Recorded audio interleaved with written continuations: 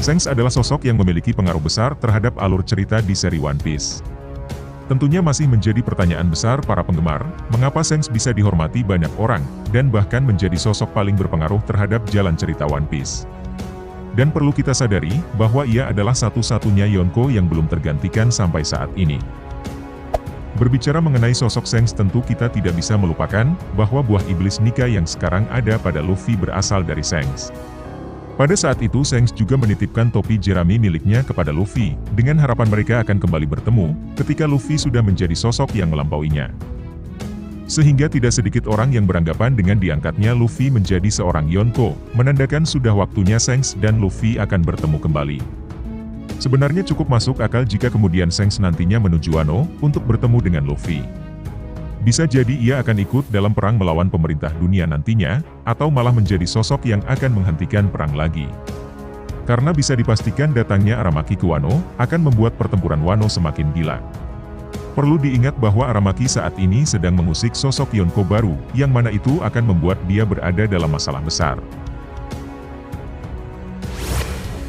Terlepas dari semua itu, perlahan tapi pasti Luffy telah menunjukkan bahwa kekuatannya saat ini, sudah berada pada level di mana pemerintah dunia akan memberikan perhatian lebih.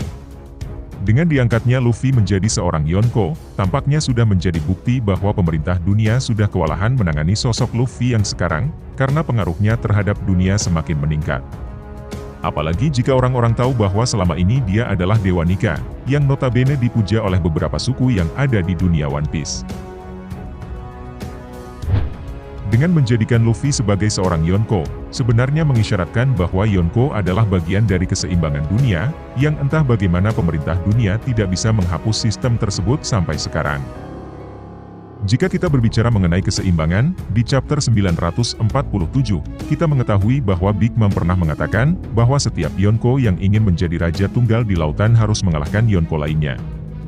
Namun, perlu digarisbawahi bahwa setiap Yonko nyatanya memiliki perbedaan kekuatan yang tipis, karena hal itulah setiap Yonko harus berpikir dua kali ketika ingin menyerang Yonko lainnya. Pada intinya pemerintah dunia menciptakan sistem Yonko, untuk membuat sebuah kondisi yang saling mengunci di antara para Yonko, sementara mereka tetap menjadi penguasa tertinggi yang memerintah di atas semua lautan.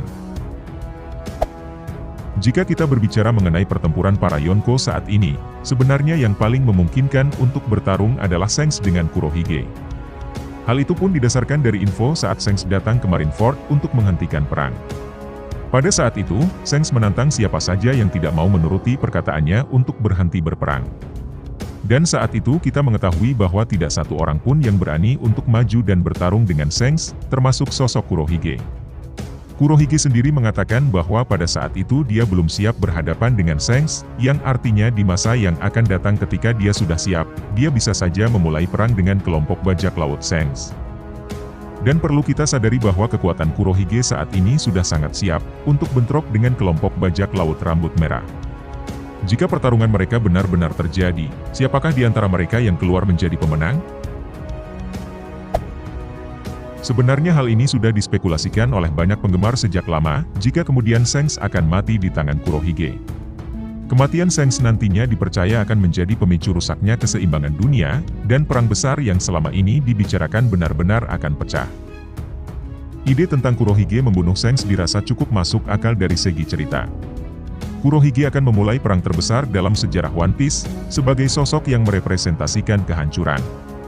Ketika sang penjaga perdamaian harus tumbang, di saat itulah dunia akan mulai berubah menjadi gila dan kacau.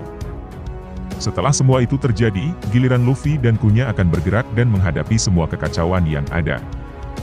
Skenario yang mungkin terjadi semuanya akan saling serang, tidak peduli para Yonko, pasukan revolusi, angkatan laut maupun pemerintah dunia.